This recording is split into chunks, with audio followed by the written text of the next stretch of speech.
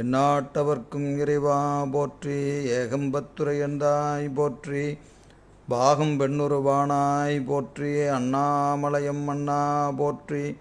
கண்ணார் அமுதக்கடலே போற்றி. தென்தில்லை மன்றினில் ஆடி போற்றி. இன்றெனக்கார் அமுதமானாய் போற்றி. காவாய் கனகத்திரளே போற்றி. கைலை மலையானே போற்றி போற்றி. அருள் தரும் பன்னார் மொழியம்மையுடன் அமர் திருநனா உடையார் திருவடிகள் போற்றி போற்றி. திருச்சிற்றம்பலம் தில்லையம்பலம். புளியர்கோன் வெப்பொழித்த புகழியர்கோன் கடல் போற்றி.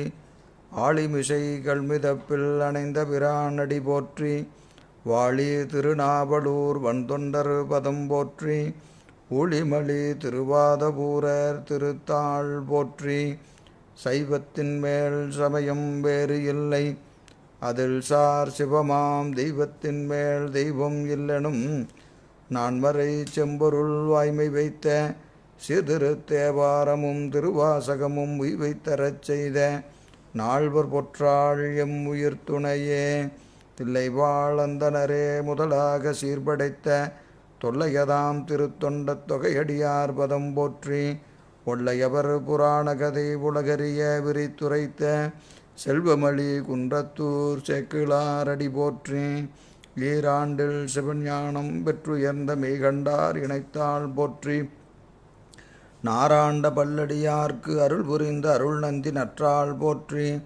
நீராண்ட கடந்தை நகர் மறைஞான சம்பந்தர் நிழல்தாள் போற்றி. சீராண்ட தில்லை நகர் உமாபதியார் செம்பதுமத்திருத்தாள் போற்றி போற்றி. திருச்சிற்றம்பலம் தில்லையம்பலம். திருநாவுக்கரசு வளரு திருத்தொண்டின் நெறிவாள வருஞானத்தவ முனிவர் வாகீசர் வாய்மிதிகள் பெருநாமச்சீர் பரவலுருகின்றேன் பேருலகில் ஒரு நாவுக்கு உரை செய்ய ஒண்ணாமை உணராதேன். திருச்சிற்றம்பலம் தில்லையம்பலம்.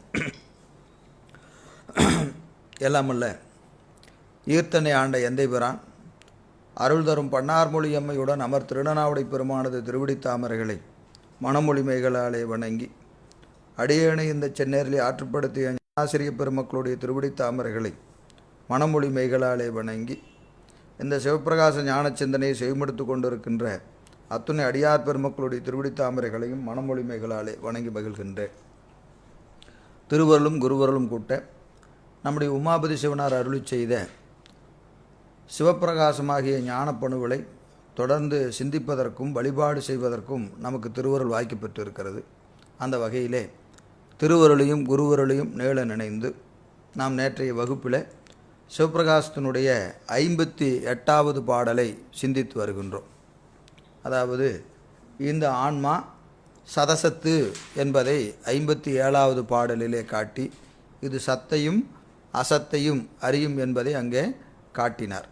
மேலும் அந்த சதசத்து என்பதற்கு நமக்கு ஒரு உதாரணமாக சதசத்து என்பதற்கு உதாரணமாக 58வது பாடலிலே ஒரு எடுத்துக்காட்டு காட்டினார். அது நமக்கு கண்ணொளி விளக்களித்து காட்டிடும் எண்ணில் முன்னம் கண்ணொளி ஒன்றும் என்றாம் விளக்கொளி கலந்தவற்றை கண்ணொளி அகலான் என்று கண்டிடும் வேறு காணா கண்ணொளி விளக்கின் சோதி கலந்திடும் கருத்து ஒன்று அன்றே என்கின்ற வகையில் நமக்கு அந்த 58வது பாடலிலே காட்டினார்.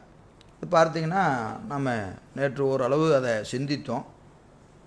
இது பல தடை விடைகளுக்கு இந்த பாடல் எடுத்துக்காட்டோடு நமக்கு விளக்குகிறது. கண்ணொளி விளக்களித்து காட்டிடும் எண்ணில் முன்னம் கண்ணொளி ஒன்றும் என்றார். அதாவது கண்ணுக்கு காணும் தன்மையாகிய ஒளியினை கருவிகளாகிய விளக்கு, இங்கே கண் என்பது ஆன்மாவையும் கருவிகளை விளக்காகவும் ஓமிக்கிறார். அப்போ கண்ணாகிய ஆன்மாவுக்கு விளக்காகிய கருவிகள் உலகமாகிய பொருள்களை காணும் தன்மையை தரும்.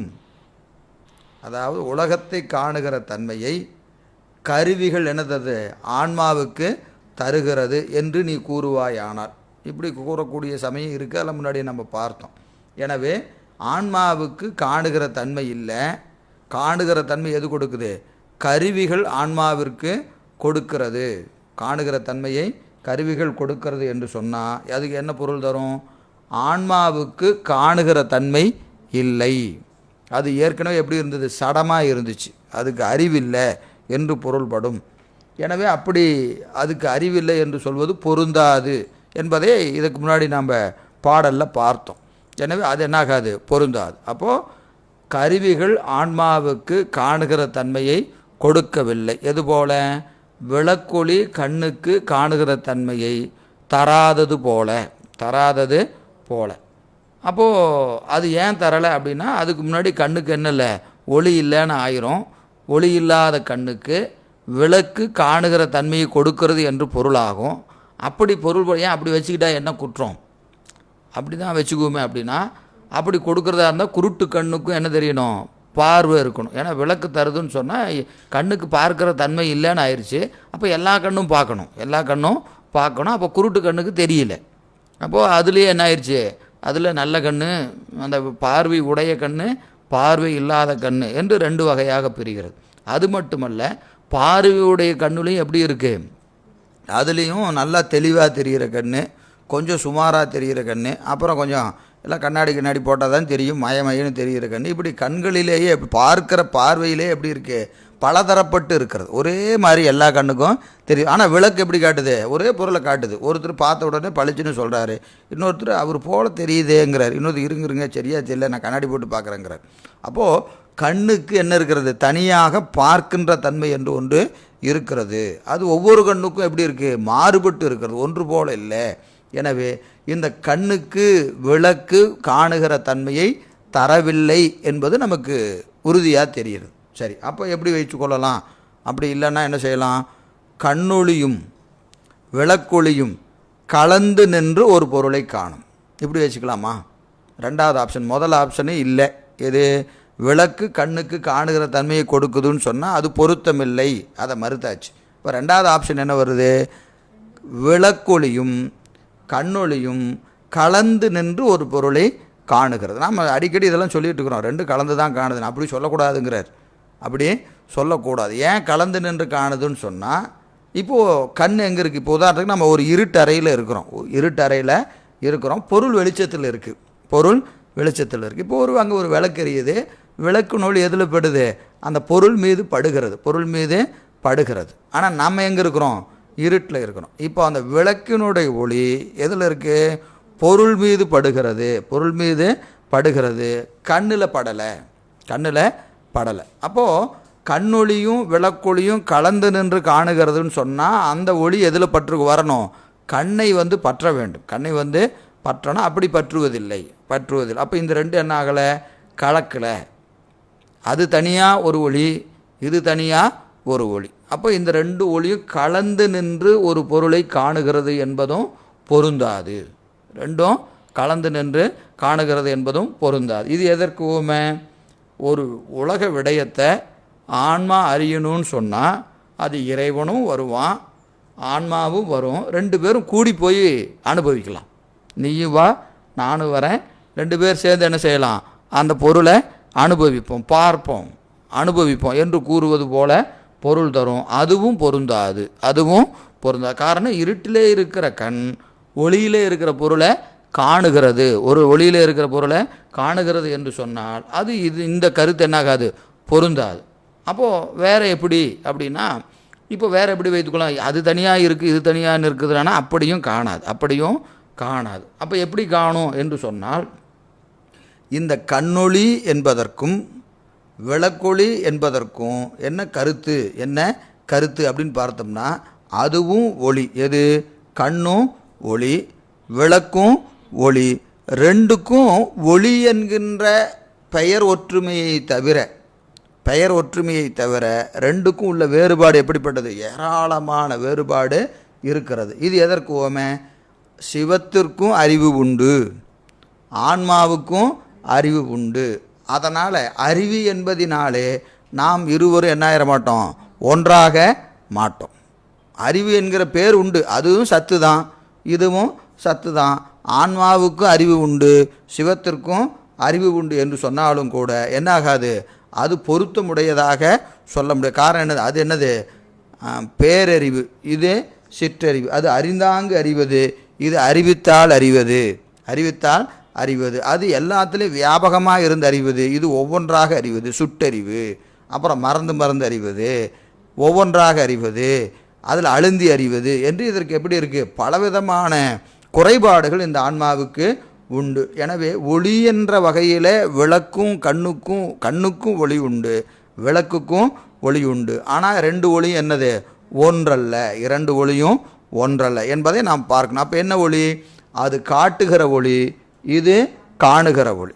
காட்டுகிற ஒளி, காணுகிற ஒளி. அது காட்டுகிற ஒளின்னு எப்படி? இது அது வியஞ்சகமாக நிற்பது, இது வியஞ்சகத்தை பற்றி நின்று காண்பது. இது துணை இல்லாமல் கண்ணு காணாது, துணை இல்லாமல் கண்ணு காணாது. அப்போ விளக்கு இல்லாமல் காணுமானா காணாது. இதுக்கு என்ன வேணும்? கண்டிப்பாக துணை வேணும். துணை இல்லாமல் கண் என்ன செய்யாது? ஒரு பொருளை காணாது. அதுபோல் ஆன்மா இறைவனது கருணை இல்லாமல், அவனது துணை இல்லாமல், கருவிகள் இல்லாமல் இது என்ன செய்யாது? ஒரு விடயத்தையும் அறியாது. அப்போது கண் அறிவதற்கு வியஞ்சகம் வேணும், அதுபோல் ஆன்மா அறிவதற்கு துணை வேண்டும். கருவிகள் துணையும் வேண்டும், திருவருளோட துணையும் வேண்டும். எனவே இது இல்லாமல் என்ன செய்யாது? இது அறியாது. அந்த ஒளி எப்படிப்பட்டது? தானே அறிவது, அறிந்தாங்கு அறிவது, பேரறிவு என்று இறைவனது அறிவுக்கு ஏராளமான வேறுபாடு உண்டு, ஆன்ம அறிவுக்கும் இதுவும். இந்த பாட்டை இப்போ கண் என்பது இப்போ நமக்கு இந்திரியங்கள் என்று சொன்னால் நமக்கு எத்தனை இருக்குது? 5 ஞானேந்திரியம் இருக்குது. ஞானேந்திரியங்கள் 5 இருக்கிறது. ஆனால் கண்ணுக்கு தான் ஒரு தனி சிறப்பு உண்டு, தனி சிறப்பு உண்டு. அதனால தான் அதை ஆன்மாவோடு நாம் என்ன செய்கிறோம்? ஒற்றுமைப்படுத்தி சொல்லுகிறோம். இப்போ பாருங்கள், மேலே 54வது பாட்டு, 54வது பாட்டில் என்ன சொன்னோம்? அறிவியன்னில் வாயில் வேண்டா என்று அந்த துவங்குற பாட்டில் எல்லாம் அறிபவன் அறியும் தன்மை அருளுவன், எல்லாம் அறிபவன் அறியும் தன்மை அருளுவன் என்னில் ஆன்மா அறிவளது ஆகும்னு ஒரு சொல்ல. ஆன்மா இலக்கணம் இந்த இப்போ நம்ம பார்த்தது பூரா எத்தனை? 52, 53, 54லேருந்து 58வது பாடல் வரைக்கும் என்ன பார்த்துட்ருக்குறோம்? ஆன்ம இலக்கணம் தான் பார்த்துட்ருக்குறோம். ஆன்ம இலக்கணம் தான் பார்த்துட்ருக்குறோம். அந்த ஆன்ம இலக்கத்தில் 54வது பாட்டில் ஆன்மா அறிவளது ஆகும், ஆன்மா அறிவளதாகும். எப்போ? அறிபவன் அறியும் தன்மை அருளுவன், அறிபவன் அறியும் தன்மை அருளுவன் சொன்னமா இல்லையா? 54வது பாட்டில் ஒரு முறை திருப்பி பார்த்துக்குங்க. ஏன்னு கேட்டிங்கன்னா, அப்போது ஆன்மாவுக்கு அறிகிற தன்மையை இறைவன் கொடுப்பான், இறைவன் கொடுப்பான் என்று நாம் கூறினால் ஆன்மாவுக்கு அதுக்கு முன்னாடி என்ன இல்லைன்னு ஆயிரும்? அறிவு இல்லைன்னு ஆயிரும், அறிவு இல்லைன்னு ஆயிரும். அது பொருந்தாதுன்னு சொன்னோம், அதை பொருந்தாதுன்னு நாங்கள் சொல்லிட்டோம். அதுக்கு தான் இந்த கண் ஓமை, கண் ஓமை. எது? விளக்கொளி கண்ணுக்கு காணுகிற தன்மையை கொடுக்கும் என்று சொன்னால், காணுகிற தன்மையை கொடுக்கும்னு சொன்னால் கண்ணுக்கு என்ன இல்லைன்னு அர்த்தம்? காணுகிற தன்மை முதல்ல இல்லை அப்படின்னு ஆயிரும். அது பொருத்தமுடையதானா? இல்லை. அந்த கண்ணுக்கு என்ன இருக்குது? ஏற்கனவே காணுகிற தன்மை இருக்குது, காணுகிற தன்மை இருக்குது. இந்த செய்தி எடுத்து அப்படியே 54ல் வைங்க, இது பொருந்தும். அறிபவன் அறியும் தன்மை அருளுவன் எண்ணில் ஆன்மா அறிவளதாகும். கண்ணுக்கு காணுகிற தன்மையை விளக்கு கொடுக்கும் என்று சொன்னால் முன்பு கண்ணுக்கு காணுகிற தன்மை இல்லை என்று பொருள்படும், அது பொருந்தாது, அது பொருந்தாது என்பதை 54ல் சொன்ன கருத்தை இங்கே வைத்து கொள்ளுங்க. அப்புறம் ஈசன் அசேதனத்தை அழித்திடானேனார். அதில் என்ன சொல்லியிருக்கிறார்? ஈசன் அசேதனத்தை அழித்திடானே அப்படின்னு என்ன அர்த்தம்? இந்த கருவிக்கு அறிவை கொடுத்து, கருவிக்கு காணுகிற தன்மையை கொடுத்து, கருவி மூலமாக ஆன்மாவுக்கு உணர்த்துறதுக்கு போல என்ன செய்யலாம்? நேராக ஆன்மாவுக்கே உணர்த்திடலாம். எதுக்கு இப்படி தலையை சுற்றி மூக்க தொடணும் அப்படின்னு சொன்னமா இல்லையா? அப்போது விளக்கு, இந்த விளக்கின் மூலமாக கண்ணுக்கு காணுகிற தன்மையை கொடுக்கறதுக்கு பதிலாக என்ன செய்யலாம்? நேராக கண்ணுக்கே கொடுத்துடலாமே, நேராக கண்ணுக்கே காணுகிற தன்மை இறைவன் கொடுக்கலாம். அப்போது அதுவும் பொருந்தாது, அதுக்கும் இந்த கண் என்பது பொருந்தி நிற்கும். அப்புறம் பாருங்கள், அறிவினால் அறியும், அறிவினால் அறியும் பார்த்தோமா இல்லையா? அதுலேயே அறிவினால் அறியுமன்றே, அறிவினால் அறியுமன்றேன்னு பார்த்தோம் இல்லைங்களா? அடுத்த பாடலில் அறிவினால் அறியுமன்றே. அப்போ அறிவினால் என்பது என்னது? பேரறிவாகிய இறைவனால் ஆன்மா அறிவிக்க அறியும் அப்படின்னு பார்த்தோம், அறிவிக்க அறியும்னு பார்த்தோம். அது எப்படி?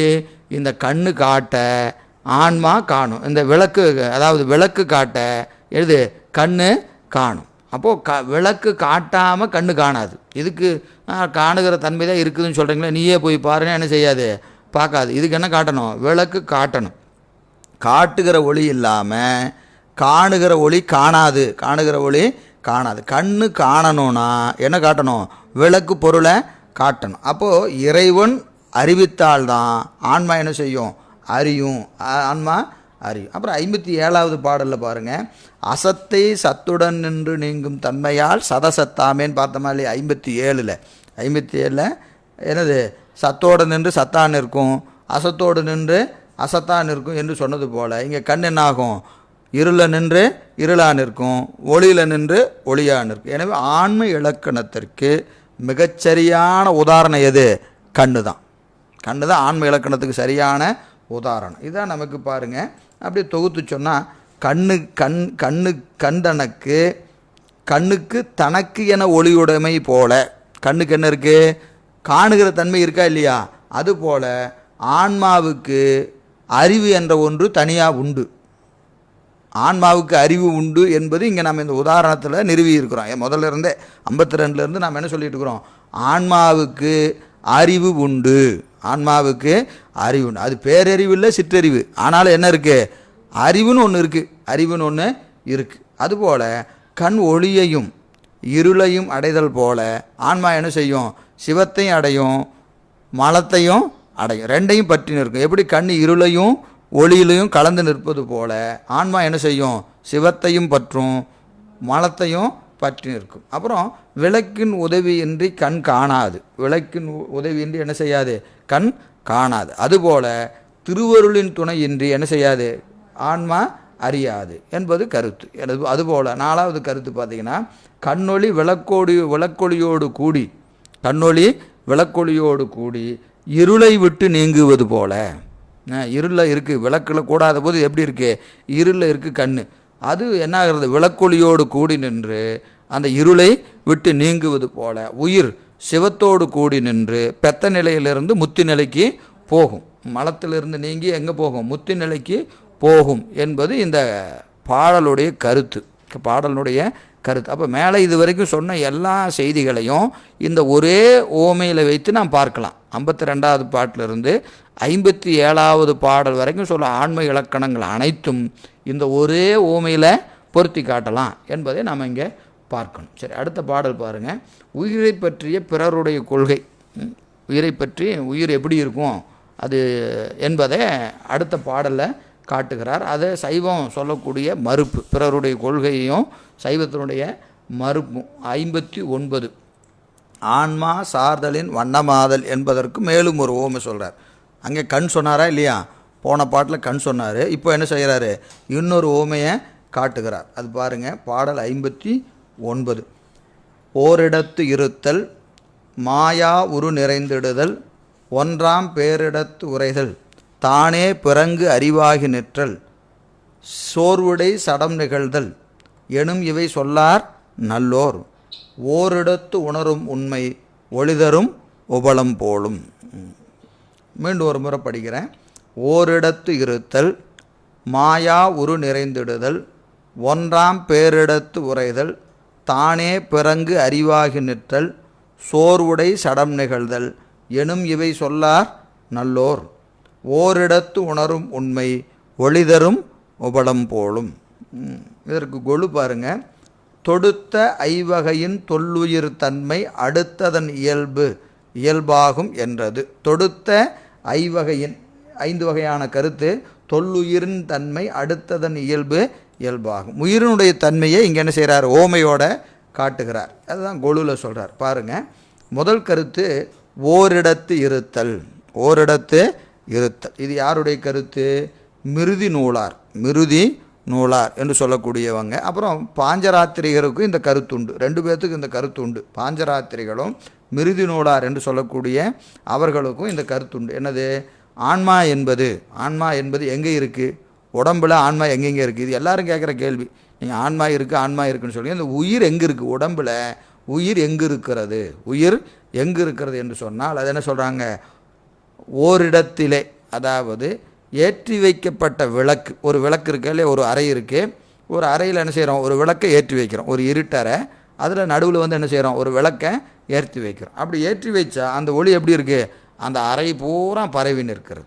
ஒரு இடத்துல விளக்கு இருக்குது, ஒளி என்ன ஆகுது, அந்த அறை முழுக்க பரவி நிற்பது போல என்ன ஆகிறது, இந்த ஆன்மா எங்கே இருக்குது, இதயத்தில் புல்லின் மேல் நீர்த்துளி போல, ஒரு புல்லுக்கு மேலே ஒரு நீர்த்துளி, ஒரு சிறு திவளையாக இருக்கா இல்லையா, அதுபோல் இதயத்தினுள்ளே இந்த உயிர் இருக்கிறது.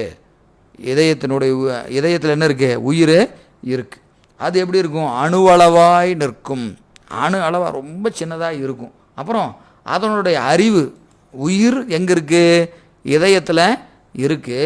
ஆனால் அதனுடைய அறிவு எங்கே இருக்குது, இந்த விளக்கு ஒரு இடத்துல இருந்தாலும் விளக்குன்னு ஒளி என்னாகிறது, அந்த அறை முழுக்க வியாபித்து இருப்பது போல உடம்பு முழுக்க இந்த ஆன்மாவின் அறிவு எப்படி இருக்கும், வியாபித்து இருக்கும். இது பாஞ்சராத்திரிகருக்கும் மிருதி நூலாருக்கும் உடைய கருத்து. அணு அளவாக எங்கே இருக்குது, இதயத்தில் ஆன்மா இருக்கும்.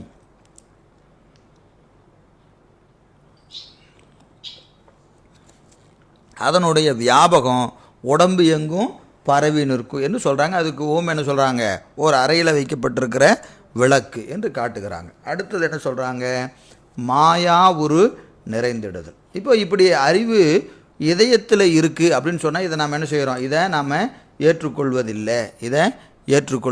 எதனால் அப்படின்னு பார்த்தீங்கன்னா, உடம்பில் இதயத்துக்கு ஒரு பகுதியில் ஆன்மா இருக்குன்னு சொன்னால் அது என்னாகும், சில நேரங்களில் உடம்பை விட்டு உயிர் பிரிந்த பிறகும் சில நேரம் என்னாகுது, இதயம் துடிக்குது. பார்த்துருக்கீங்களா, அந்த இதயம் துடிக்கும். இன்னும் சில நேரத்தில் ஹார்ட்டு அப்படியே வெளியே எடுத்து வச்சுட்டு திருப்பியும் இன்னொரு ஹார்ட் வைக்கிறாங்க. இப்போ ஹார்ட்டெல்லாம் என்ன ஆயிடுச்சு, இதய மாற்று அறுவை சிகிச்சையெல்லாம் நடக்குது. இப்போது அப்படி நடந்துன்னு என்ன ஆயிரும், இந்த உயிர் போய் வேறு உயிர் வரணும், ஒரு உயிர் போய் வேறு உயிர் வரணும். அப்படியெல்லாம் நடக்கிறதில்லை. எனவே அது என்ன ஆகாது, இதயத்தினுள்ளே உயிர் இருப்பது என்பது பொருத்தமுடையது அல்ல என்பதை நாம் பார்க்கணும்.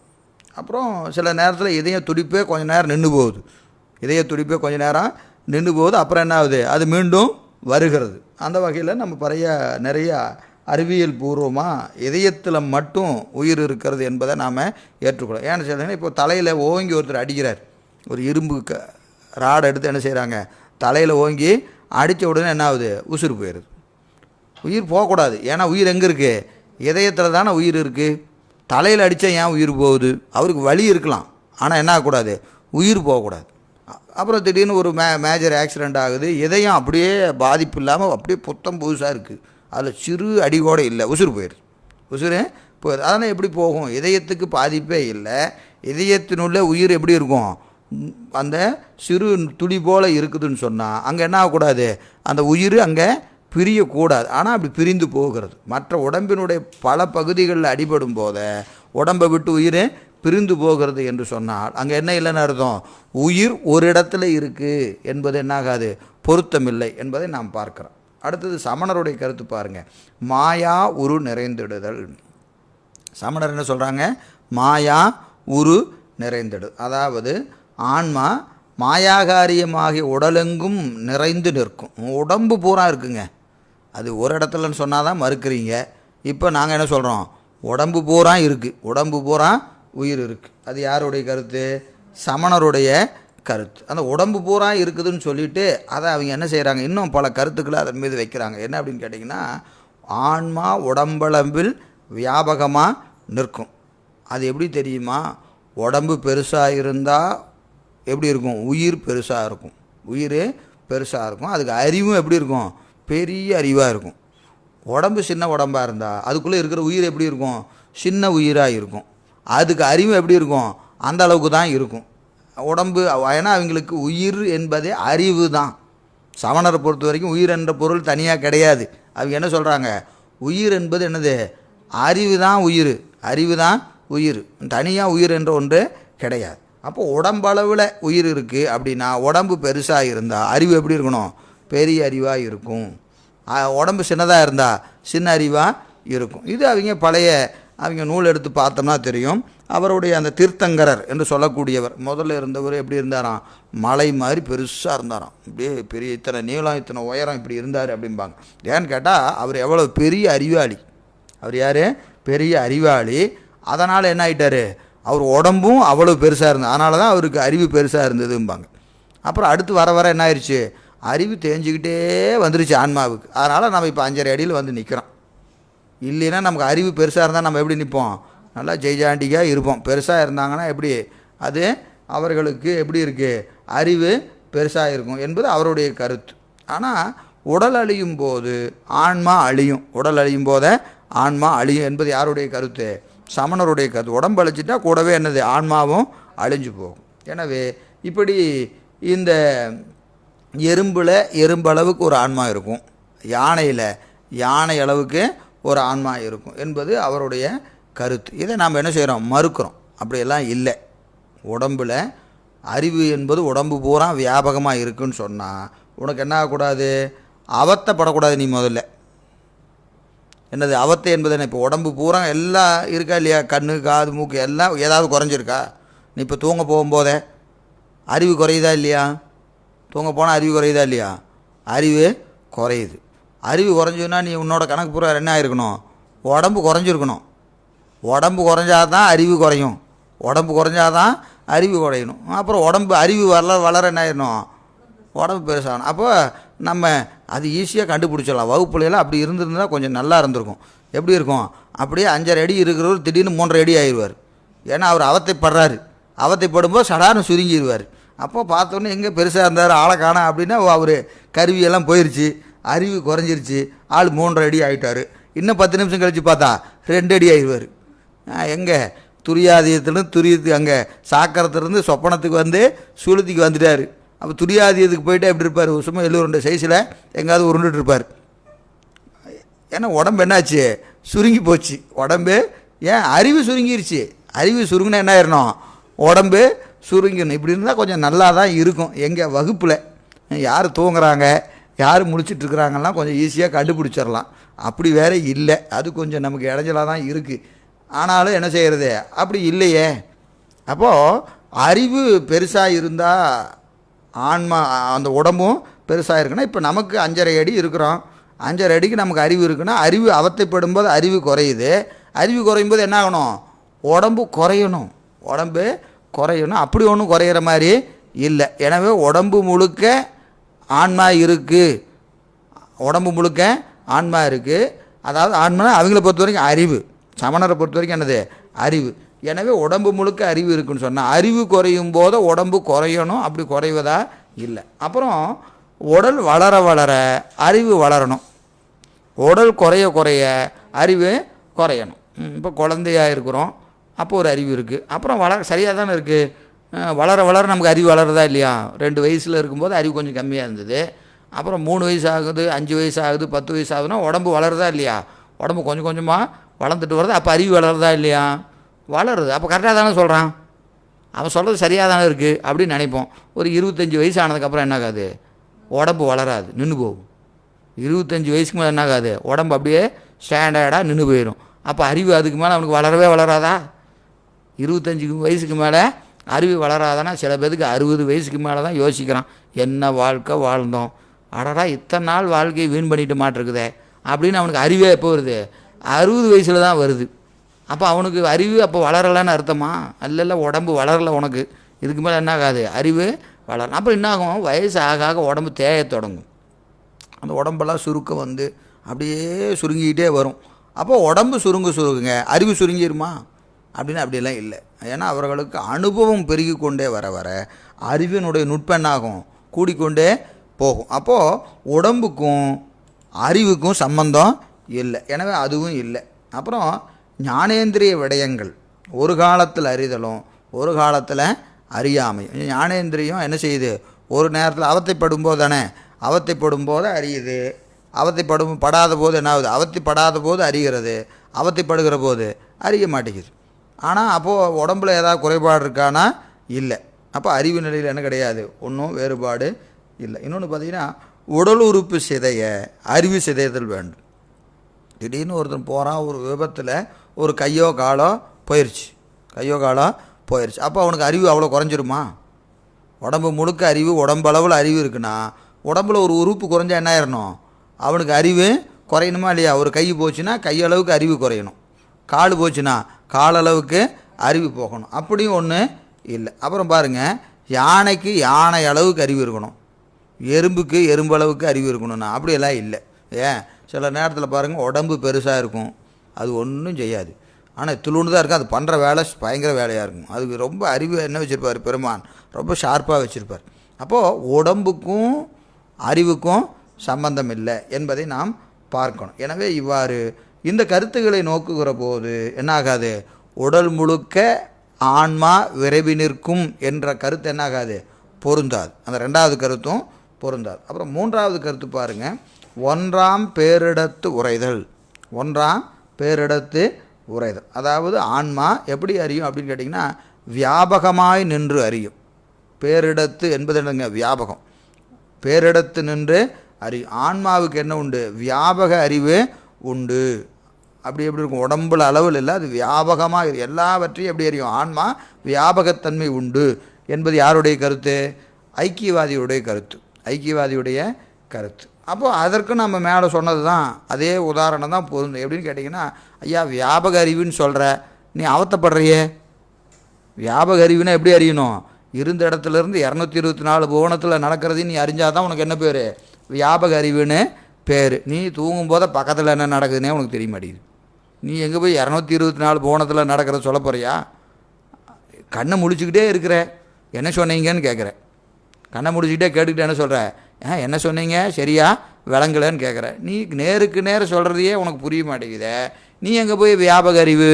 அதனால் நீ என்ன கிடையாது, வியாபக அறிவு உனக்கு இல்லை. அப்புறம் இறப்பு பிறப்பு போக்குவரவு இதெல்லாம் ஆன்மாவுக்கு உண்டா இல்லையா? இறக்குது, இப்போ உயிர் இறக்குது பிறக்குது. அப்போ வியாபகம்னு சொல்லிவிட்டு அதுக்கு என்ன இருக்கக்கூடாது, இந்த பேதமெல்லாம் இருக்கக்கூடாது, இறக்கக்கூடாது பிறக்கக்கூடாது போக்குவரவு இதெல்லாம் எதுவுமே இருக்கக்கூடாது. அப்புறம் கருவிகளை கொண்டு இது அறியக்கூடாது. வியாபக அறிவுன்னு சொல்லிட்டு என்ன இருக்கக்கூடாது, கருவிகளை கொண்டு அறியக்கூடாது. ஆனால் இது என்ன செய்யுது, கருவி இருந்தாவே ஒழுங்காக அறிய மாட்டேங்குது. கருவி இருந்தாவே எப்படி அறிய மாட்டேங்குது, ஒன்றும் சரியா இல்லை. எனவே அது என்னாகாது, அதுவும் பொருந்தாது. எனவே பேரிடத்து உரைதல் என்கின்ற வியாபக ஞானம் ஆன்மாவுக்கு உண்டு என்பதையும் பொருந்தாது. அப்புறம் தானே பிறங்கு அறிவாகி நிற்றல். இது யார், ஆன்மா தானே அறியும். இது யார், சிவசமவாதி ஈஸ்வர அபிகாரவாதி இவங்கெல்லாம் என்ன சொல்கிறான், ஆன்மா தானே அறியும். இதெல்லாம் ஏற்கனவே நம்ம பார்த்தது தான், இப்போ திரட்டி சொல்கிறார். எனவே ஆன்மா தானே அறியும் என்பது ஒருவன் காட்ட இது காணாது, என்ன செய்யாது, தானே அறியும் என்பது ஏற்கனவே நம்ம சொன்னோமா இல்லைங்களா? அறிவு எண்ணில் வாயில் வேண்டாம். நீ அறிவுன்னு சொல்லிட்டா உனக்கு எதுக்கு கருவி, அதெல்லாம் வேண்டியதில்லை. ஆனால் அப்படிலாம் இல்லை, கருவியெல்லாம் வேணுங்கன்ற. அப்புறம் நீ என்ன போய் நானே அறிகிறேன் அப்படிங்கிறது என்ன ஆகாது, பொருந்தாது. எனவே இது பொறியின்றி ஒன்றும் புணராத புந்திக்கு அறிவென்ற பெயர் நன்று அற. நானே அறிவேன் அப்படிமா எங்கே போய் பார்த்துட்டு வானா அவரை கொஞ்சம் கூட துணைக்கு அனுப்புங்க, போங்க. ஆமாம், கூட்டிகிட்டு போயிட்டு வந்து என்ன செய்வான், அதையும் பார்த்தது ஒழுங்காக சொல்ல தெரியாது. அவர் வந்தார், அவரும் நானும் தான் பார்த்தோம், அவர் மாதிரி தான் இருந்துச்சுன்னு.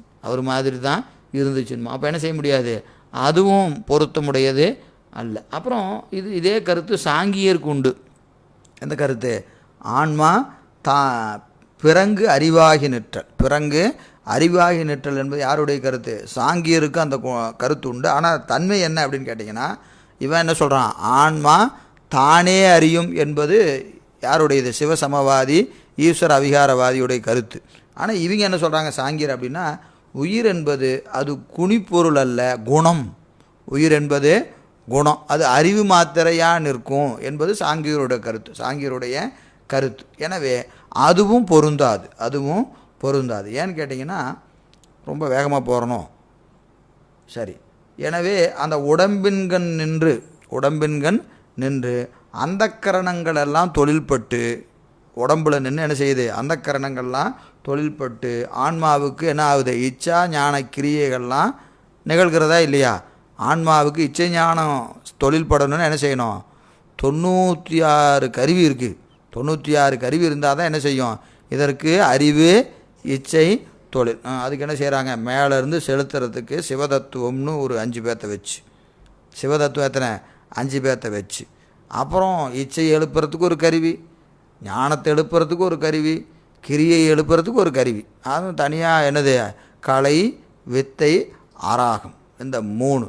அப்புறம் என்னது, அதில் ஆசையை எழுப்புறதுக்கு தனியாக ஒன்று, இவனையெல்லாம் சேர்த்து புருடன்னு ஒன்று, இவனையெல்லாம் சேர்த்து புருடன்னு ஒன்று. அப்புறம் பொது வகையாக அனுபவிக்கிறதுன்னு ஒன்று, அப்புறம் சிறப்பு வகையாக அனுபவிக்கிறதுன்னு ஒன்று. சிறப்பு வகையாக அனுபவிக்கிறதுன்னு மூலப்பிரகிருதி, புத்தி தத்துவம், இதெல்லாம் கொடுத்துட்டு அப்புறம் இந்த கலை வித்தையெல்லாம் நேராக தொழில் செய்யாத அவருக்கு கீழே வேலை செய்கிறதுக்கு ஒரு 24 பேர்.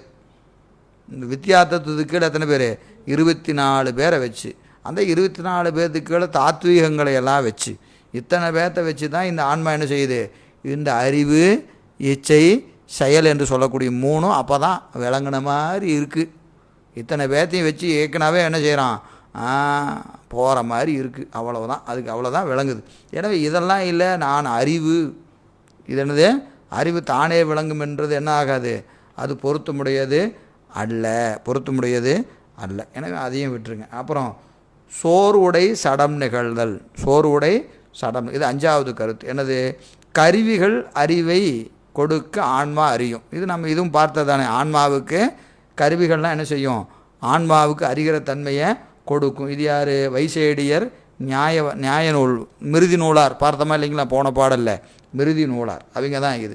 அப்போது மனமுதலிய கருவிகள்லாம் ஆன்மாவுக்கு அறிகிற தன்மையை கொடுக்கும் என்பதை நாம் என்ன செய்திருக்கிறோம், இதையெல்லாம் மறுத்திருக்கிறோம். இதையெல்லாம் எனும் இவை சொல்லார், எனும் இவை சொல்லார். யார் சொல்ல மாட்டாங்க, நல்லார்னர், நல்லோர் சொல்லார், நல்லோர் சொல்லார். அப்போ அவங்கெல்லாம் யார், நல்லோர் அல்ல, பொல்லார். பொல்லார், பொல்லார்னா மோசமானவங்கிற பொருள் அல்ல. இங்கே பொல்லார் என்பது எதை பொறுத்து நிற்கிறது, அறிவு நிலையில் கீழ்ப்பட்டவர்கள்னு அர்த்தம். அறிவு நிலையில் கீழ்ப்பட்டவங்க தான் யார், ஏனையோர்.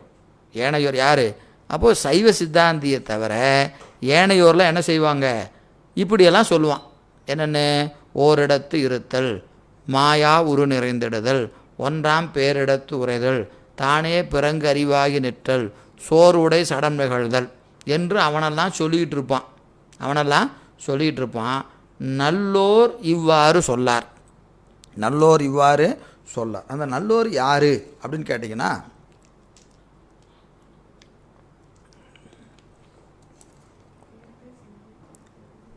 நம்முடைய சிவஞான போதம் காப்பு செய்யுள், காப்பு செய்யுளில் என்ன செய்கிறாரு, காப்பு செய்யுள் சொல்லுங்க பார்க்கலாம், என்ன காப்பு செய்யுள், நல்லார் புனைவரை, நல்லார் புனைவரை, கல்லால் நிழல் மறை,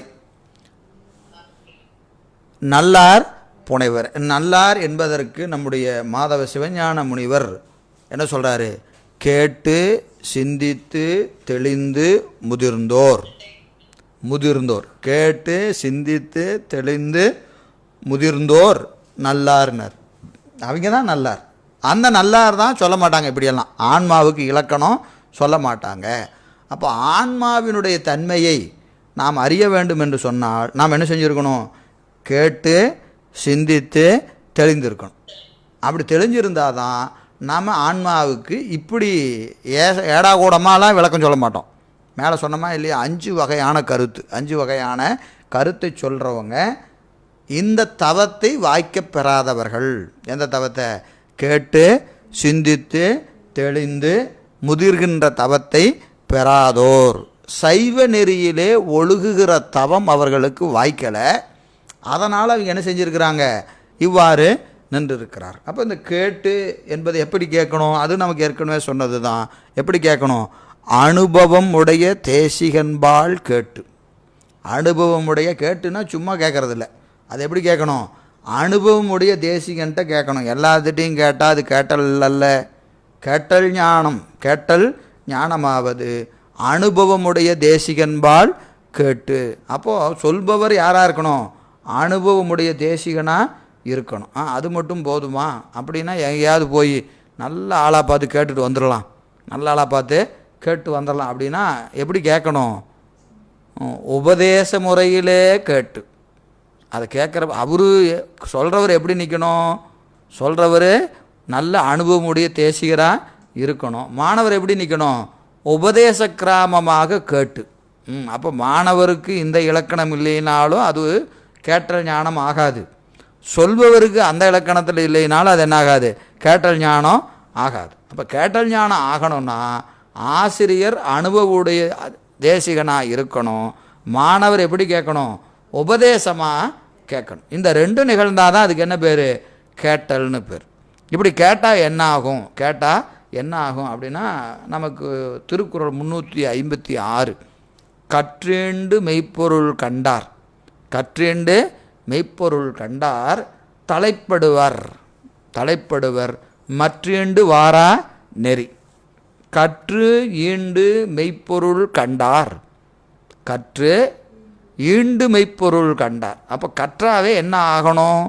மெய்ப்பொருளை காணணும், மெய்ப்பொருளை காணணும். அப்போ மெய்ப்பொருளை காணுமாறு கற்க வேண்டும். சும்மா ஏதோ பாடம் கேட்கறது இல்லை. நான் கேட்டாச்சு எல்லாம் கேட்டாச்சா, சிவபிரகாசம் கேட்டாச்சானா கேட்டாச்சு அதெல்லாம் வேலைக்காகாது, அப்போ கேட்டு நமக்கு என்ன இருக்கணும்? மெய்ப்பொருளை ஓரளவாவது முழுமையாக காணலைனாலும் நம்ம அறிவில் மெய்ப்பொருள் பற்றிய ஒரு அந்த அறிவு பசி தோன்றி இருக்கணும். மெய்ப்பொருளை பற்றிய ஒரு தாகம் நமக்கு ஏற்பட்டு இருந்தால் தான் நாம் என்ன செஞ்சுருக்கணும் அர்த்தம்? கற்றல் என்பது பொருந்தும். நம்ம கற்றல் என்பதற்கு நமக்கு பரிமேலழகர் ரொம்ப அழகாக சொல்கிறார். இங்கே கற்றலாவது மெய்ப்பொருளுக்கு கற்றல் என்ன சொல்கிறாரு பரிமேலழகர்? இம்மக்கட்பிறப்பின்கண்ணே. அந்த கற்றல் என்பதற்கு அவர் என்ன சொல்கிறாரு? மக்கட்பிறப்பின்கண்ணே உபதேச மொழிகளை. இங்கே கற்றல் என்பது என்னது? அதுதான் கற்றல். கற்றல்னால் நமக்கு வேறு ஏதோ போய் வேறு நூலை படிக்கிறதெல்லாம் கற்றல் அல்ல. அவையெல்லாம் கற்றல் ஆகாது. எதை கற்கணும்? உபதேச மொழிகளை. உபதேச மொழிகளை எப்படி கேட்கணும்? அனுபவமுடைய தேசிகன்பால் கேட்டு, அனுபவமுடைய தேசிகன்பால் கேட்டு அதனால் மெய்ப்பொருளை உணர்ந்தவர். கேட்டதுனால என்ன ஆயிருக்கணும்? மெய்ப்பொருள் அவங்க உணர்ந்திருக்கணும், உணர்ந்தவர். அதனால தான் என்ன சொன்னார்? அதுலேயும் கற்று, அதில் கற்று என்பது இன்னொரு அடை சொல்கிறாரு. கற்று என்றதனால் பலர் பக்களின் பலகாலும் பயிலுதல். பலமுறை படிக்கணும், பலரிடம் படிக்கணுங்கிறார். ஏன்னா அந்த ஞானம் அப்படி ஒரு நாளில் வந்துடாது. ஞானம் ஒரு நாளில் வந்துட என்ன செய்யணும்? மீண்டும் மீண்டும் மீண்டும் தொடர்ந்து எப்படி அந்த அறிவில் இருக்கிற அழுக்கு தேறுகிற வரை, அழுக்கு தேறுகிற என்ன செய்திருக்கணும்? உபதேச மொழிகளை கேட்டுக்கொண்டே இருக்கணும். அப்போ தான் என்ன ஆகும்? அந்த அறிவில் இருக்கிற அழுக்கெல்லாம் கொஞ்சம் கொஞ்சமாக தான் தேயும். எனவே அப்படி பலகாலும் பயிலுதல்னர் கேட்டுன்னு சொல்கிறார். அங்கே சொல்கிறாரு பயிலுதல் என்று சொல்கிறார். அப்போது ஈண்டு என்றதனால் வீடு பெற்றிற்குரிய மக்கட்பிறப்பினுடைய அருமை பெற்றாங்கிறார். அப்போ மக்கட்பிறப்பினுடைய பெருமை என்னது? உபதேச மொழிகளை கேட்பது தான். அந்த உபதேச மொழிகளை கேட்பது தான் என்னது? பிறப்பினுடைய நோக்கம்.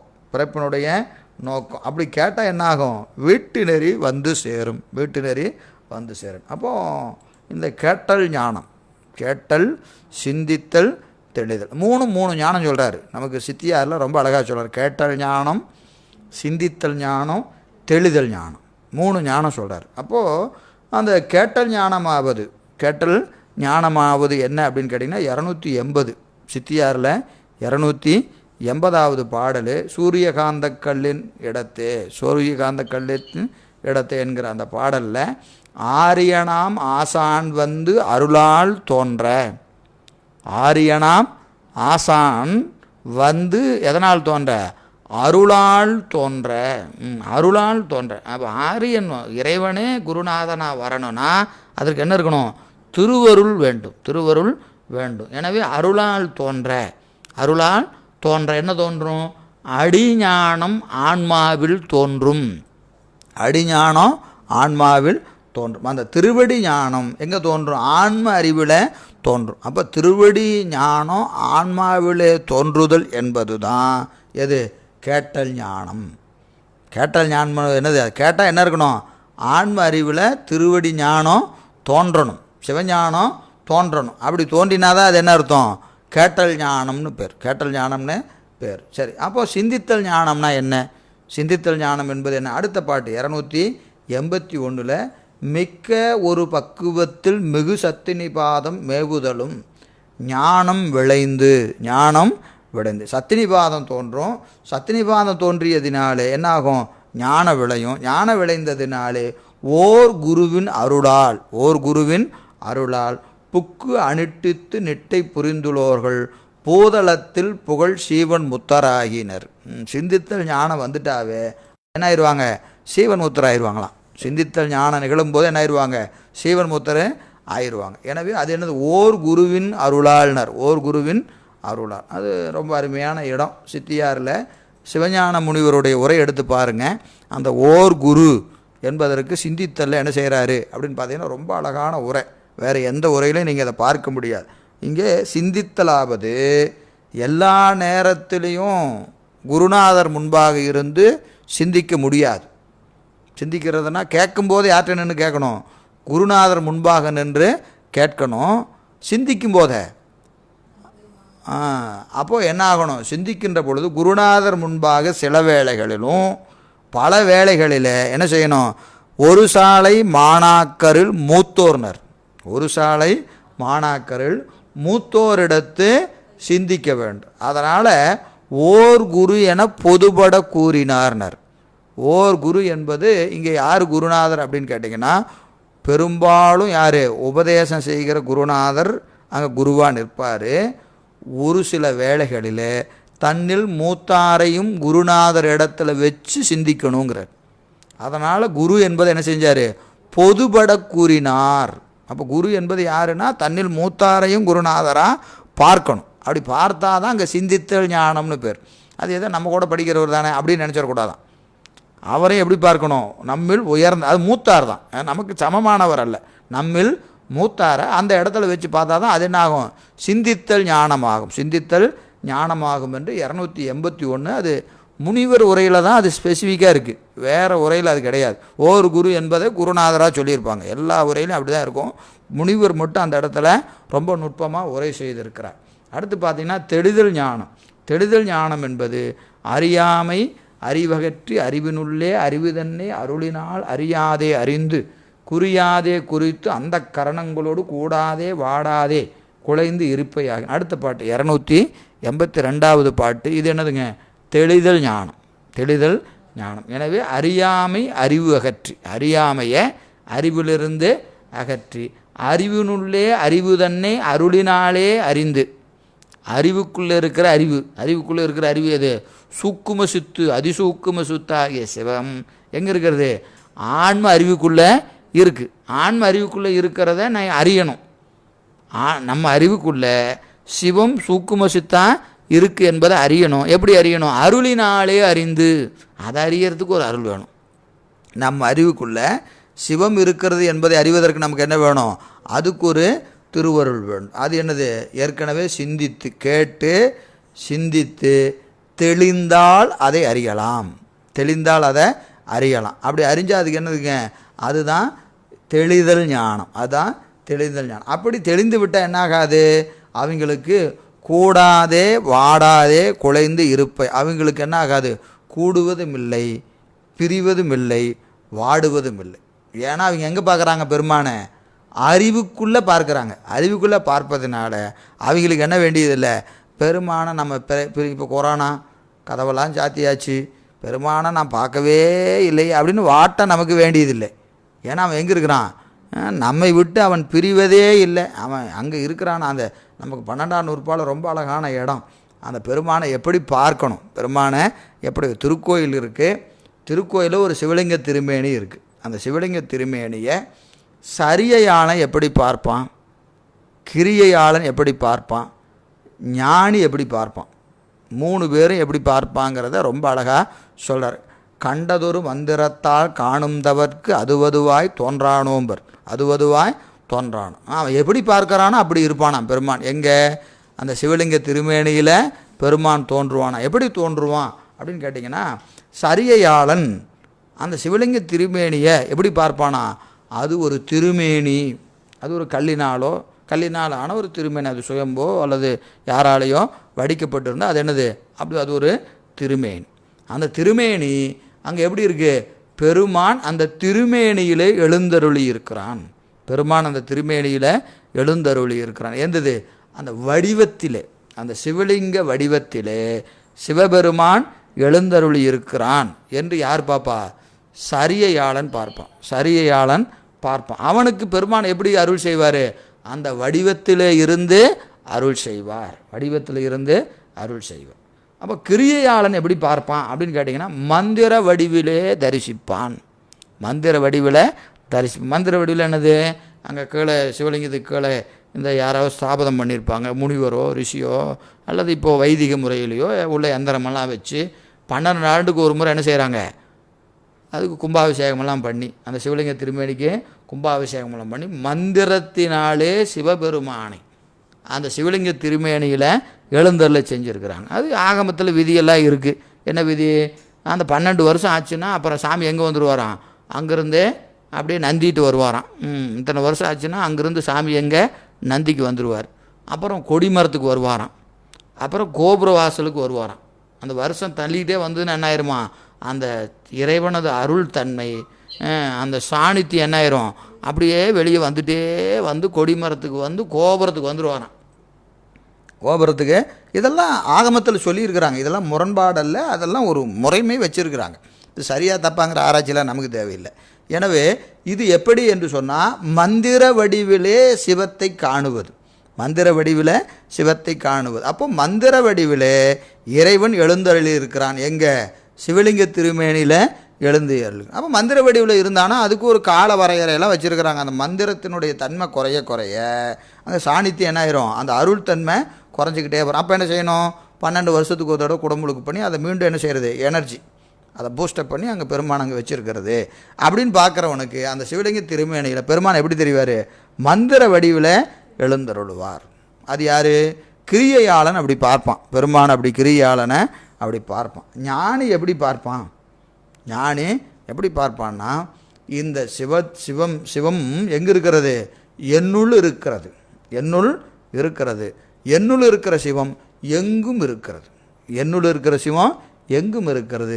எங்கும் இருக்கிற சிவம் இந்த சிவலிங்க திருமேனியில் விளங்கி இருக்கிறது. எப்படி ஒரு பசுமாட்டினுடைய உடம்பு பூரா பால் இருந்தாலும் அது எங்காவது மடியில் சுரக்குதா இல்லையா, மடியில் சுரக்குது. ஆனால் அந்த பால் எங்கே இருக்குது, உடம்பு பூரா இருக்குது. அதுபோல் எங்கும் வியாபகமாக நீக்கமர நிறைந்திருக்கிற சிவம், நீக்கமர நிறைந்திருக்கிற அந்த சிவம் எங்கே இருக்குது, என்னுள் இருக்கிறது, என்னுள் இருக்கிறது. என்னுள் இருக்கிற சிவம் எங்கும் இருக்கிற சிவம் இப்போ எங்கே இருக்குது, இந்த சிவலிங்க திருமேனியில் இருக்குது. அதான் உள்ளும் புறமும் ஒரு தன்மை காட்சியற்கு, உள்ளும் புறமும் ஒரு தன்மை காட்சியற்கு. அவங்களுக்கு என்ன கிடையாது, உள்ளேயும் வெளியேயும் ஒரே காட்சி தான். அது சிவலிங்க திருமேனி ஆகட்டும், நம்ம தலபுராணம் படிக்கிறோமா இல்லையா, எங்கே வந்தார், முளக்குச்சியில் வந்தார். சிவபெருமான் எங்கே வந்தார், முளக்குச்சியில் வந்தார். கன்றாப்பூர் நடுதறியை காணலாமே. அப்போ அவருக்கு நடுதறியில் பெருமான் வந்தார். ஏன் வந்தார், அவருக்கு அது சிவமாக தெரிஞ்சுது, சிவமாக தெரிஞ்சுது. மாடு கட்டுற குச்சி தானே அப்படின்னு பார்க்கல. அப்படி அவர்களுக்கு அந்த அந்த நடுதறி அவர்களுக்கு சிவமாக காட்சிப்பட்டதினாலே அங்கே சிவம் வந்ததானா வந்தது. அப்போ அந்த வடிவம் என்பது ஒரு அடையாளம்தான், வடிவம் என்பது அடையாளம்தான். ஆனால் அந்த அடையாளத்தில் பெருமான் வருவானானா வருவான், கண்டிப்பாக வருவான். ஆனால் இவர்கள் எப்படி அந்த வடிவத்தை பார்க்கிற தன்மை, சரியானுடைய பார்வை வேற. ஒரே சிவலிங்கம் தான், ஒரு கோயிலில் ஒரே சிவலிங்கம். அந்த ஆன்மாவின் பக்குவத்திற்கு ஏற்ப, யாருக்கு, சரியையாளனுக்கு அவன் அந்த அறிவுக்கேற்ப பெருமான் அங்கே விளங்குவார். கிரியையாளனுக்கு அவனுடைய அறிவுக்கேற்ப விளங்குவார். ஞானிக்கு அவனுடைய அறிவுக்கேற்ப விளங்கி நிற்பார். அகம்புறம் என்று இரண்டால் அர்ச்சனை புரியும்னு 95வது பாட்டில் சிவபிரகாசத்தில் சொல்லுவார். அது இதே கருத்து தான். எனவே அந்த வகையில் இந்த இறைவனை எங்கே காணணும், இப்படி இந்த இறைவனுடைய அருமையை உணர்ந்த கற்று கேட்டு சிந்தித்து தெளிந்த நல்லோர் என்ன செய்ய மாட்டாங்க, இப்படியெல்லாம் ஆன்மாவுக்கு இலக்கணம் சொல்ல மாட்டாங்க, ஆன்மாவுக்கு இலக்கணம் சொல்ல மாட்டாங்க என்று சொல்லி இங்கே அப்படியே காட்டி ஓரிடத்து உணரும் உண்மை. இதை நீங்கள் நல்லா ஆராய்ந்து நல்ல தேசிகன்பால் அனுபவமுடைய தேசிகன்பால் இதனுடைய நுட்பத்தை கேட்டிங்கன்னா உணரும் உண்மை, ஆன்மாவினுடைய உண்மை இயல்பு என்ன என்று சொன்னால் உபலம் போலும். உபலம் என்பது என்னதுங்க? படிகம்னு பேர். படிகம் போன்றது உபலம் என்ற சொல்லு படிகத்தை. அப்போ ஆன்மா எப்படிப்பட்டது என்று சொன்னால் அது எப்படி இருக்கும்? படிகம் போன்றது. படிகமாவது எப்படி இருக்கும்? படிகத்திற்கு ஒரு நிறம் உண்டு. என்ன நிறம்? வெண்மை. வெண்மை என்ற ஒரு நிறம் உண்டு. ஆனால் அது உண்மையில் அது எந்த நிறத்தை காட்டும்? தனக்கு முன்பாக இருக்கிற பொருளினுடைய நிறத்தை தான் காட்டும். பன்னிறம் காட்டும் படிகம் போல் இந்திரியம் தன்னிறமே காட்டும் தகை நினைந்து என்று நமக்கு சிவஞான போத வெண்பா. எனவே தனக்கு முன்பாக இருக்கிற பொருள் எதுவோ அதனுடைய தன்மையைத்தான் அது காட்டி கொண்டு இருக்கும். இன்னும் சொல்லப்போனால் கருவிகள், முன்னாடி இருக்கிற கருவிகளுடைய அந்த நிறத்தை தான் எது காட்டும்? இந்த படிகம் காட்டும். எப்போது? சூரியன் காலையில் சூரியன் இருக்கிறான். அப்பொழுது அந்த சூரியனது அருள் எதில் மேல் படுகிறது? இந்த படிகத்திற்கு முன்பாக இருக்கிற பொருள்களின் மீது படுகிறது. இப்போ உதாரணத்துக்கு ஒரு சிவப்பு நிறத்தில் ஒரு பொருள் இருக்குது. அந்த பொருளுக்கு பின்னாடி என்ன இருக்குது? படிகம் இருக்குது. படிகம் இருக்குது. இப்போ சூரியனுடைய ஒளி என்னாகிறது? இந்த சிவப்பு நிற பொருளில் பட்டு, சிவப்பு நிற பொருளில் பட்டு படிகத்தின் மீது படுகிற போது இந்த படிகம் எந்த நிறத்தில் இருக்கும்? சிவப்பு நிறமாக தெரியும். இப்போ இந்த சிவப்பு நிறம் என்பது எதனுடைய வண்ணம்?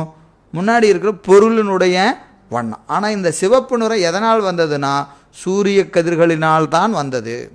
சூரிய கதிர்களால் தான் வந்தது. அப்போ சூரியனது கதிர்கள் இந்த பொருள்களின் மீது பட்டு வருகிற போது பொருளினுடைய நிறம் படிகத்திலே தெரியும். பொருள்களின் நிறம் படிகத்திலே தெரியும். இது எது வரைக்கும் தெரியும் அப்படின்னு கேட்டிங்கன்னா, இந்த சூரியன் காலையில் இருக்கிறான், அப்படியே கொஞ்சம் கொஞ்சமாக வந்துக்கிட்டே இருக்கிறான். அது ஒரு காலை எல்லை வரைக்கும் இந்த சூரியனுடைய கதிர்கள் எது மீது? பொருள்களின் மீது பட்டுத்தான் படிகத்தின் மீது படும். இது ஒரு கால எல்லை. 10 மணி 11 மணி இப்படி வர வந்துக்கிட்டே இருக்கும். அதே சூரியன் எங்கே வரான்? உச்சிக்கு வருகிறான். உச்சிக்கு வருகிற போது இந்த படிகத்தை சுற்றி எத்தனை பொருள் இருந்தாலும், அது பல வண்ணம் இருக்கா இல்லையா? பச்சை, நிறம், சிகப்பு, மஞ்சள்னு ஏராளமான பொருள் எங்கே இருக்கும்? இந்த படிகத்தை சுற்றி இருக்கும். ஆனாலும் படிகம் எப்படி இருக்கும்? வெண்மை நிறமாக இருக்கும். ஏன்னு கேட்டிங்கன்னா, இப்போ சூரியனது ஒளி எப்படி வருது? எந்த பொருளின் மீதும் படாமல் நேராக படிகத்தின் மீது படுகிறது. எனவே தன்னை சுற்றி காலையிலையும் இதே பொருள் தான் இருந்துச்சு. இப்போ பொருள் இடமாறலை, படிகமும் இடமாறலை. ஆனால் காலையில் பல வண்ணங்களாக தெரிந்த இந்த படிகம் மதிய நேரத்தில் எப்படி தெரியுது?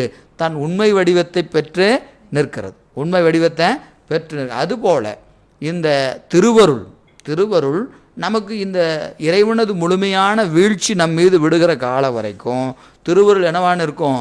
திரோதான சக்தியாக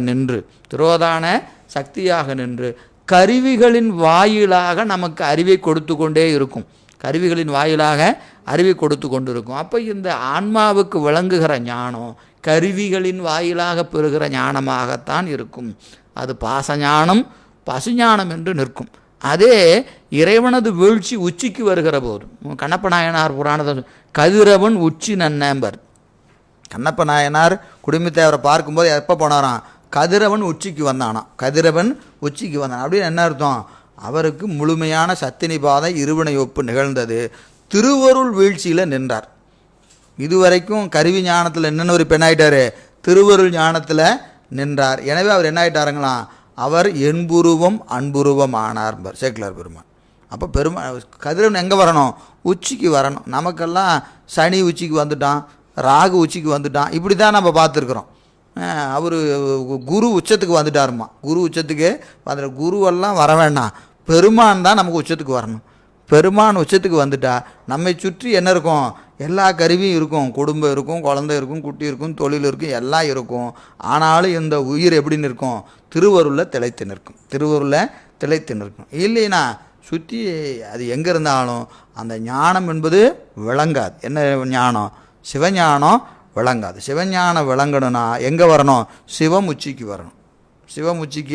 வரணும். அது வரைக்கும் நமக்கு விளங்குகிற ஞானம் என்ன ஞானம்? எல்லாம் கருவி ஞானம்தான் அது வரைக்கும். அப்போ அதுக்கு முன்னாடி என்னது? அந்த சூரியன் தான் கொடுத்தது. உச்சிக்கு வரும்போதும் ஒளி எது கொடுக்குது? சூரியன் தான் கொடுக்கிறது. காலையிலையும் சூரியன் தான் கொடுக்கறது என்னமோ சூரியன் தான். ஆனால் கருவிகளின் வாயிலாக வந்தால் பல வடிவங்களை நிற்கிறது. கருவிகளை விட்டு பெறுகிற போது தன்னிறத்தில் நிற்கிறது. அப்போ இந்த இங்கே ஒரு கேள்வியை கேட்டு பார்க்கணும். இப்போ ஆன்மா தன்னிறத்தில் நிற்குதுன்னு சொன்னால் இறைவன் உச்சிக்கு வரும்போது ஆன்மா தன்னிறத்தில் நிற்கிறதுனா ஆன்மாவின் நிறம் என்னன்னா இது என்ன நிறம்? இது இறைவனோடு கலந்து நிற்பது தான் இதனுடைய உண்மை நிறம். உண்மை நிறம் என்னது? இதற்கு இயற்கை என்பது இறைவனோடு கலத்தலே இதற்கு இயற்கை. கருவிகளோடு கூடுதல் என்பது செயற்கை. இறைவனோடு கூடுவது தான் ஆன்மாவுக்குரிய இயற்கை. அப்போ அதனுடைய உண்மை நிறம் எது என்று சொன்னால் சத்து பொருள் சத்தோடு தான் கூட வேண்டும். சத்து அறிவாகிய ஆன்மா அறிவுடைய சிவத்தோடு தான் கலக்கணுமே ஒழிய அசத்தாகிய உலகத்தோடு கலத்தல் என்பது செயற்கை. அது என்னாகாது? இயற்கை ஆகாது. எனவே ஆன்மா எதோடு கூடி நிற்கணும்? சிவத்தோடு தான் கூடி நிற்கணும். அப்படி கூடுகிற தன்மைக்கு ஓமை எது? படிகம் என்று நமக்கு காட்டுகிறார். இது நமக்கு 9ஆம் நூற்பால உண்டு. 8ஆம் நூற்பால 3வது அதிகரணம். 8ஆம் நூற்பால ஐம்புல வேடரின் அயர்ந்தனை வளர்ந்து என்கின்ற அந்த இதற்கு மேற்கோள் என்னது? இதுதான். பன்னிறம் காட்டும் படிகம்போல் எந்திரியம் தன்னிறமே காட்டும் தகை நினைந்து பன்னிறத்து பொய்ப்பொருளை வேறு உணர்ந்து பொய்யாக மெய்கண்டான் மெய்ப்பொருட்கு தைவதமாம் வேறு என்று வெண்பால ஆன்மாவை படிகத்திற்கு ஓமையாக காட்டி 8ஆம் நூற்பா 3வது அதிகரணத்தில் இதே மேற்கோளை காட்டி ஆன்மா படிகம் போன்றது. படிகம் என்பது சாதலின் வண்ணமாதல் என்கின்ற தன்மை ஆன்மாவுக்கு உண்டு என்று சொல்லி இங்கே நம்ம இந்த 59வது பாடலை நிறைவு செய்கின்றோம். நாளை நமக்கு காலையில் திருவாசக வகுப்பு வைக்க வேண்டியது. அது நாளை மாலை உண்டு. 6:30 மணியிலிருந்து 8 மணி வரைக்கும் 1.5 மணி நேரத்திற்கு சிவஞான போத ஆராய்ச்சி, மறைமலை அடிகளுடைய சிவஞான போத ஆராய்ச்சி. அது நாளை மாலை 6:30 8 மணி வரைக்கும் நடைபெறும். இதற்கு பார்த்திங்கன்னா நம்ம போன வகுப்பில் சிவஞான போதத்தினுடைய சூத்திர கருத்துக்களை எல்லாம் பார்த்தோம். 7 வரைக்கும் பார்த்துருக்குறோம். 8க்கு மேலே கொஞ்சம் விரைவாக நாளைக்கு நூலை துவங்கலாம் என்ற ஒரு சிந்தனை இருக்கிறது. எனவே உங்களுக்கு அந்த அடிகளுடைய சிவஞான போத ஆராய்ச்சி உரை பெரும்பாலும் எல்லாத்துட்டும் இருக்கிறதுக்கு வாய்ப்பு இல்லை. காலையில் உங்களுக்கு பிடிஎஃப்க்கு ஒரு லிங்க் அனுப்புகிறேன். அதில் வேணுங்கிறவங்க அதை டவுன்லோட் பண்ணிக்கங்க. தனித்தனியாக ஒரு 4-5 ஃபைல் இருக்கும். வேணுங்கிறவங்க அதை டவுன்லோட் பண்ணி வச்சுக்கங்க வகுப்பு துவங்கிறதுக்கு முன்னாடி. ஏன்னா அடிகளுடைய உரையெல்லாம் கையில் புத்தகம் இருக்கணும். புத்தகம் இருந்தால் தான் ரொம்ப சௌரியமாக இருக்கும். புத்தகத்துக்கான ஒரு லிங்க்கும் அனுப்புகிறோம். வேணுங்கிறவங்க அந்த முகவரியை தொடர்பு கொண்டீங்கன்னா உங்களுக்கு புத்தகம் தபாலில் அனுப்புவாங்க. தொகையை நீங்கள் அவங்களுக்கு எப்படி கட்டுறது என்ன ஏதுங்கிறது அதிலே விவரம் இருக்கும். வேணுங்கிறவங்க புத்தகத்தை தபாலில் வாங்கிக்கலாம். அது நாளைக்கு ஆகாது, ஆனால் அதை தொடர்பு கொண்டு வாங்கிக்கொள்ளுங்க. அதுக்கும் நாளைய பகுதிக்கானது பிடிஎஃபாக ஒரு ஃபைல் உங்களுக்கு லிங்க் நாளை காலையில் உங்களுக்கு போட்டுடுறோம். விருப்பம் இருக்கிறவங்க டவுன்லோட் பண்ணிக்கங்க.